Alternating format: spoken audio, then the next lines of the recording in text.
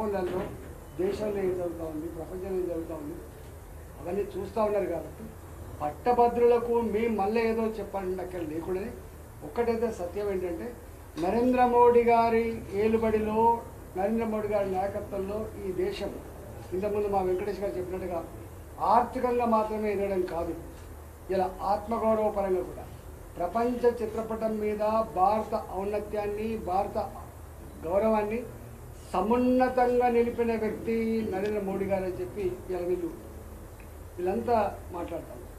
మొన్న మీరు ఎన్నికలు చూస్తే మాకు బాగా ప్రచారం చేసిన దాంట్లో ఐటీ ఎంప్లాయీస్ కావచ్చు, ప్రభుత్వ ఉద్యోగులు కావచ్చు, వాళ్ళకు బయటికి చెప్పుకునేటువంటిది ఉండకపోవచ్చు, కానీ రిటైర్డ్ ఎంప్లాయీస్ కావచ్చు, పట్టభద్రులు కావచ్చు, మొట్టమొదటి అసలు అంటే ఎవరు చెప్పకపోయినా, ఎవరు పిలవకపోయినా వాళ్ళంతటా వాళ్ళే బాధ్యతగా భావించి వాళ్ళు మా ఎన్నికల్లో మా గెలుపు కోసం ప్రయత్నం చేసింది. కాబట్టి డెఫినెట్గా ఇవాళ వరంగల్, ఖమ్మం, నల్లగొండ, ఉత్తర తెలంగాణకి చాలా గుండెకాయ లాంటి జిల్లాలు, చైతన్యానికి మారుపేరు ఉన్న జిల్లాలు ఇప్పుడు ఇవాళ చైతన్యానికి మారుపేరు ఉన్నటువంటి జిల్లాలు. కాబట్టి డెఫినెట్గా మా పట్టభద్రులు అందరూ కూడా ఇవాళ నరేంద్ర మోడీ గారిని బలపరచాలని చెప్పి సంకల్పంతో ఉన్నవాళ్ళు. కాబట్టి ఎక్కడికక్కడ మీరే ఎక్కడికక్కడ కథానాయకులై ఇవాళ ఉజ్జల ప్రేమేంద్ర గారిని గెలిపించడం ద్వారా నరేంద్ర మోడీ గారికి మళ్ళీ మద్దతు ఇచ్చినట్టుగా ఇలా ఈ దేశానికి మళ్ళీ మనం ఓటేసుకునేటువంటి భాగ్యంగా భావించాలి. కాబట్టి దయచేసి మీరందరూ కూడా గొప్పగా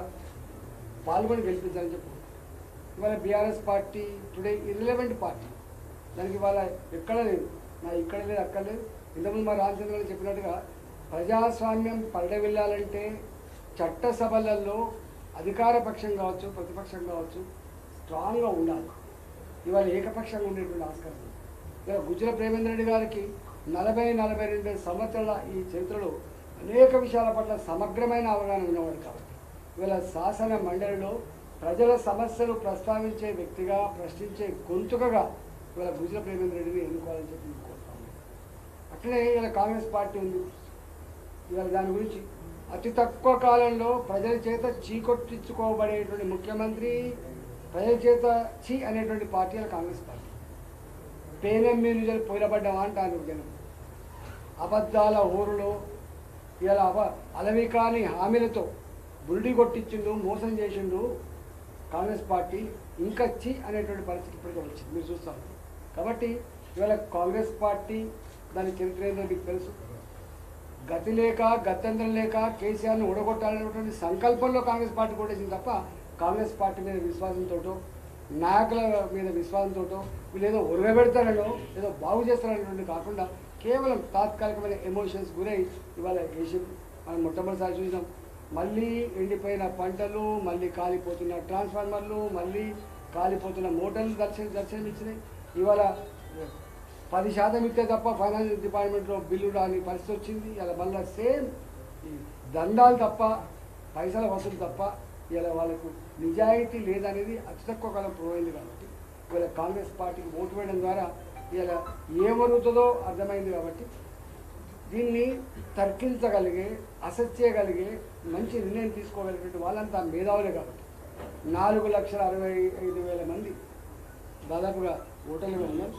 ఈ 4,63,000 మంది ఓటర్లు ఎవరైతుందో మీకు ఏదో ప్రేమేంద్ర రెడ్డి గారు వచ్చో, రామచంద్రరావు గారు వచ్చో, ఈటల గారు చెప్పాల్సి లేదు.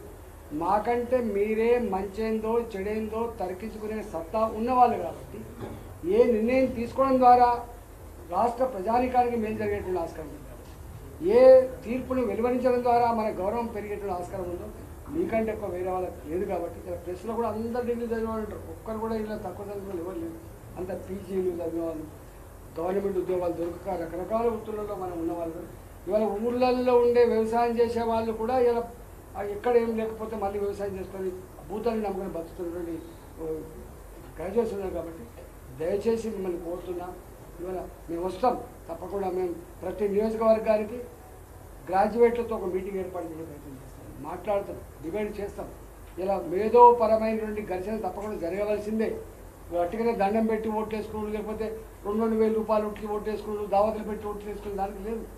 వాళ్ళు డెఫినెట్గా ఏది మంచిది, ఏది చెడ్డది, ఎవరు మన వాళ్ళు, ఎవరు మంది వాళ్ళు, ఎవరు మన పక్షాలు నిలుస్తారు, ఎవరు దీన్ని వాడుకొని పైరవి చేసుకుంటారు అనేటువంటి తగ్గించుకోవాల్సి. భారతీయ జనతా పార్టీ చాలా క్లియర్గా మీకు తెలుసు. ఇవాళ ప్రజల